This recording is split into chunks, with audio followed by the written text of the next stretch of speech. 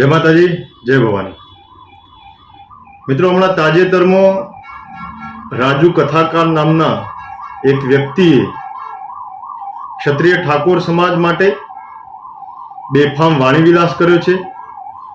निम्न कक्षानी बाबतो एने मंच उपरथी पोतानी कथा दरमियान कही छे। एने लग्न संबंधे अने क्षत्रिय ठाकोर समाज नीच वर्ण अने संस्कार विहीन छे एवी भाषानो एने उपयोग कर्यो छे। पहला तो आ राजूने हूँ साधु मानतो ज नथी। साधु अने एने 100 गौનું छेटું છે।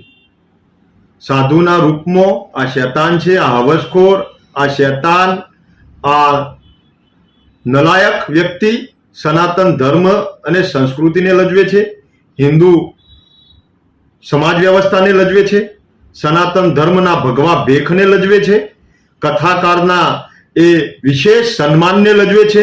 एटले आने बापू कही अने संतोनु महात्माओनु एमनु अपमान आपणे ना करीए। आ राजू ए नफट व्यक्ति कथाकारनी व्याख्यामां आवतो ज नथी। एने जे प्रकारनी भाषानो उपयोग कर्यो छे, जे शब्दोनो प्रयोग कर्यो छे, एने वखोड़ी अने कड़क शब्दों आपणे एनो प्रतिकार करीए। एने काळू मोढुं करी एना कथा दरमियान एनु मुंडन करी अने एना मंच उपर थप्पड़ो झींकी अने एने बोधपाठ शीखववा माटे क्षत्रिय ठाकोर समाजने आकल करूं छुं, विनंती करूं छुं।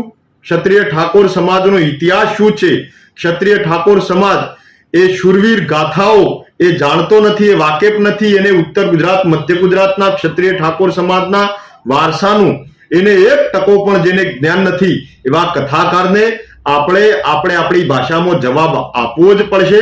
આપણે સંતો મહાત્માઓ કથાકારોનું સન્માન કરીએ છીએ। પૂજ્ય મોરારી બાપુ, પૂજ્ય ગિરી બાપુ, પૂજ્ય જિગ્નેશ દાદા, ઉત્તર ગુજરાતમાં દોલતરામ બાપુ, પ્રવીણ રામજી મહારાજ, આમની કથાઓ આપણે સાંભળીએ તો સંસ્કૃતિ શું કહેવાય, ધર્મ શું કહેવાય, શ્રીમદ ભગવદ્ ગીતા અને મહાભારતના જેને બોધપાઠ અને સાર જેને સમજાવ્યા છે અને જેને સાંભળતા આપણા રોમે રોમમાં ભક્તિ અને શ્રદ્ધા અને આસ્થાનો સંચાર થાય એવા કથાકારોને આને લજવવાનું જઘન્ય અપરાધ કર્યો છે।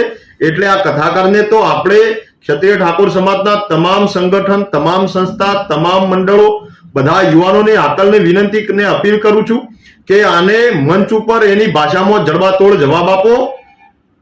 અને સાથે સાથે સનાતન ધર્મના તમામ ધર્મ ધુરંધરો, તમામ સાધુ મહાત્મા સંતોને વિનંતી કરું છું કે આ પાખંડીને તમે ખુલ્લો પાડો। આ પાખંડી જે ભાષા પ્રયોગ કર્યો છે, સમાજ વચ્ચે વૈમનસ્ય અને ઝેર ઓકવાનું જે પાપ કર્યું છે એને તમે ખુલ્લો પાડી અને એને તમે ધર્મથી બહિષ્કાર કરી અને એક ઉત્તમ દાખલો બેસાડો। કારણ કે આવો વાણી વિલાસ ક્યારેય ચલવી ના લેવાય, આવો બેફામ ભાષાનો પ્રયોગ ક્યારે સાખી ના લેવાય અને કોઈ પણ સમાજ માટે, કોઈ પણ વર્ગ માટે આ પ્રકારની ભાષા શોભનીય નથી। એટલે હું બધાને વિનંતી કરું છું કે આને તો કાયદેસર લાફા ઝીંકી અને જડબાતોડ જવાબ આપો। એને પ્રસાદ મળવો જ જોઈએ। પણ સાથે સાથે સમાજના સંતો, મહંતો, સનાતન ધર્મના તમામ સાધુ મહાત્માઓને પણ અપીલ કરું છું કે આનો બહિષ્કાર કરી અને આને ખુલ્લો પાડો। આભાર। જય માતાજી।